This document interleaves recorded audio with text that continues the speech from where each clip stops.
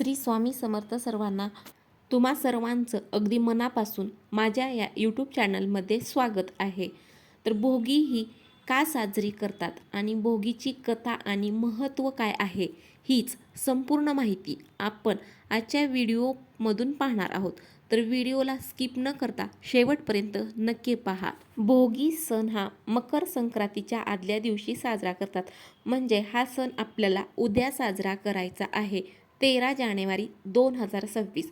भोगी म्हणजे जुन्या गोष्टी, वाईट सवयी आणि नको असलेल्या वस्तू ह्या सोडून देऊन नवीन आणि उज्ज्वल भविष्याकडे वाटचाल करायची आहे.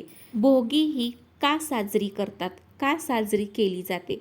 जुन्या वाईट सवयी आणि गोष्टी टाकून नवीन वर्षाची सुरुवात करण्यासाठी हा दिवस हा उत्तम आणि महत्त्वाचा आहे. पावसाचे देव इंद्रदेव यांची पूजा केली जाते, जेणेकरून पिके चांगली येतील आणि घरामध्ये सुख समृद्धीही नांदेल. हा दिवस म्हणजे भूतकाळातील वाईट गोष्टींचा त्याग करून भविष्यामध्ये चांगल्या गोष्टींचे स्वागत करण्याची एक संधी असते. यामुळे जीवन अगदी आनंदी आणि समृद्ध बनते. भोगीच्या मागे एक कथा आहे. तर ती कथा कोणती आहे? तर एकदा इंद्राने गोकुळातील गोपिकांना शेतीत चांगले पीक येण्यासाठी इंद्रपूजेचा आग्रह केला होता. परंतु कृष्णाने इंद्रपूजा बंद करून गोपींना गोवर्धनाची पूजा करायला शिकवले. इंद्र क्रोधाने पाऊस पाडू लागला, तेव्हा कृष्णाने गोवर्धनाचे रक्षण केले होते. यातून इंद्रदेव हे संतुष्ट होऊन त्यांनी आनंद देणाऱ्या भोगी उत्सवाची प्रथाही सुरू केली. भोगी हा संक्रांतीच्या आधीचा एक दिवस असतो, जो पुढील दैवी तेजाच्या आणि आनंदाच्या दिवसाची तयारी म्हणून साजरा होतो. भोगी या शब्दाचा अर्थ आनंद घेणारा किंवा उपभोग घेणारा असा आहे. या दिवशी हे सर्वजण एकत्र येऊन आनंद साजरा करतात. भोगी म्हणजे जुन्या नको असलेल्या गोष्टी, सवयी सोडून देऊन नवीन आणि चांगल्या गोष्टींसाठी मार्ग मोकळा करणे होय. ज्या काही वाईट सवयी आहेत त्या सर्व सोडून देणं. जुन्या असलेल्या सर्व गोष्टी, वाईट सवयी, घरात असलेल्या अनावश्यक वस्तू, या सर्व वस्तू घरातील त्या टाकून देणं किंवा वाईट ज्या सवयी आहेत त्या सवयी सोडून देणं. या सर्व चांगल्या गोष्टींसाठी हा मार्ग मोकळा होतो आणि नवीन आणि उज्ज्वल भविष्याकडे वाटचाल ही केली जाते. न खाई भोगी तो सदा रोगी ही म्हण ही या दिवसाचं महत्त्व सांगत असते.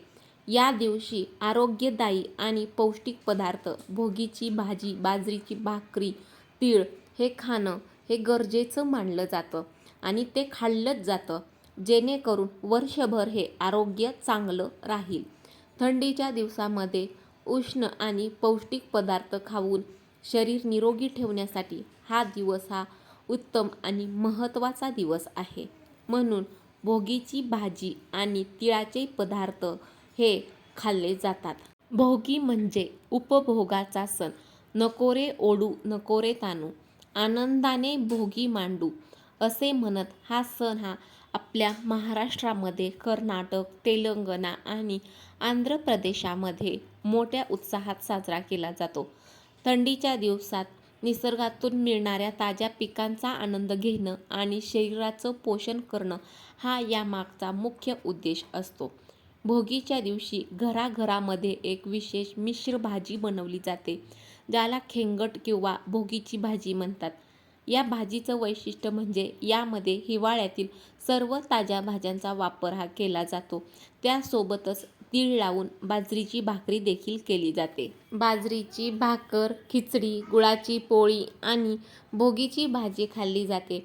भोगी सणाचं महत्त्व हे खूप जास्त आहे.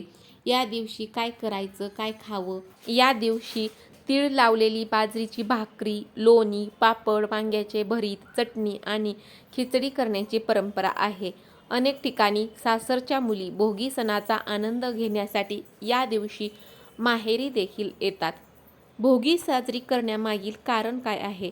तर इंद्रदेवाने धरतीवर उदंड पीक पिकावी म्हणून प्रार्थना केली होती. म्हणून पीक वर्षानुवर्ष अशीच पिकत राहावी या प्रार्थनेसह भोगी साजरी करण्याची ही प्रथा आहे. या दिवशी काही राज्यांमध्ये लहानशी होळी पेटवून त्यात काही वस्तूंची आहुती देखील दिली जाते. या दिवशी करण्यात येणारी भोगीची भाजी ही खूपच पौष्टिक असते. या दिवशी आपल्या घरातील ज्या काही अनावश्यक वस्तू आहेत तर त्या वस्तू देखील बाहेर काढल्या जातात. ज्या वाईट सवयी आहेत किंवा ज्या वाईट गोष्टी आहेत तर त्या सर्व वाईट गोष्टींचा आणि वाईट सवयींचा त्याग देखील भोगीच्या दिवशी हा केला जातो. तर ही आहे भोगीची छोटीशी कथा आणि त्यामागील महत्त्व. तर व्हिडिओमधील माहिती ही तुम्हाला माहितीपूर्ण वाटली असेल तर व्हिडिओला नक्की लाईक करा, शेअर करा आणि चॅनलला देखील सबस्क्राईब करायला विसरू नका. श्री स्वामी समर्थ.